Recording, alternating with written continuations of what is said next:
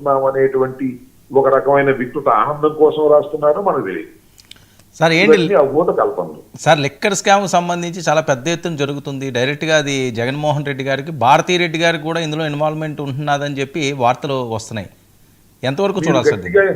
మీరు గట్టిగా ప్రభుత్వం మీద ఏమైనా వార్తలు మీరు వ్యతిరేకంగా ఎప్పుడన్నా మాట్లాడారనుకోండి, ఆ లిక్కర్ కేసులో చివరి ముద్ద మీరు కూడా అవుతారు.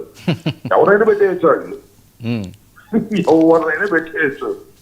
ఎందుకంటే అది ప్లాంటెడ్ స్టోరీ కాబట్టి ఎవరు ఈ మధ్య నా మీద కూడా పెట్టారు. దానిలో ఈనాడులోనే వచ్చింది, ఇది ట్రాన్స్పోర్ట్ దానిలో 250 కోట్ల రూపాయలు అవినీతి జరిగిందని, దానిలో నాకు కూడా భాగస్వామ్యం ఉందని.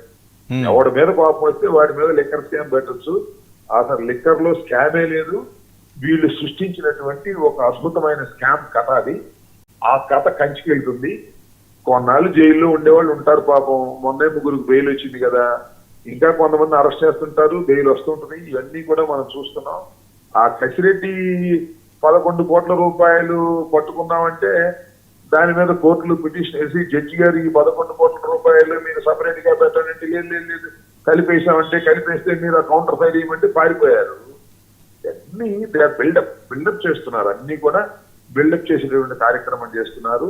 ఇవాళ రాష్ట్ర ప్రభుత్వం వైఎస్ఆర్ కాంగ్రెస్ పార్టీ మీద కక్ష తీర్చుకోవడం కోసం, వైఎస్ఆర్ కాంగ్రెస్ పార్టీని దెబ్బతీయటం కోసం అనేకమైన ఫాల్స్ కేసుల్ని పెట్టి అందరినీ లోపలేసి భయపెట్టాలని ప్రయత్నం చేస్తుంది తప్ప దీనిలో ఏ రకమైనటువంటి వాస్తవాలు లేని కథల్ని క్రైమ్స్ ద్వారా వినిపిస్తున్నారు.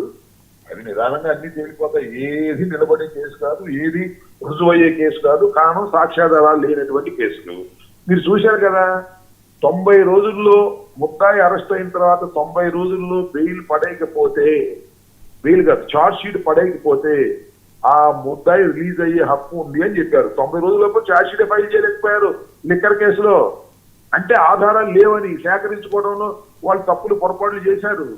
జడ్జి గారు ఏమన్నారు, ఆ ఛార్జ్ షీట్ ఫైల్ చేస్తే రిజెక్ట్ చేసి పంపించేశారు. దీనిలో సరైనటువంటి వివరాలు లేవు కూడా పంపించేయమని. సో వివరాలు లేని, సాక్ష్యాధారాలు లేని ఛార్జ్ షీట్లు ఫైల్ చేసేటటువంటి పరిస్థితుల్లో ఉన్నారనేది ప్రాథమికంగా మన కేసును స్టడీ చేస్తుంటే అర్థమైపోతుంది కదా.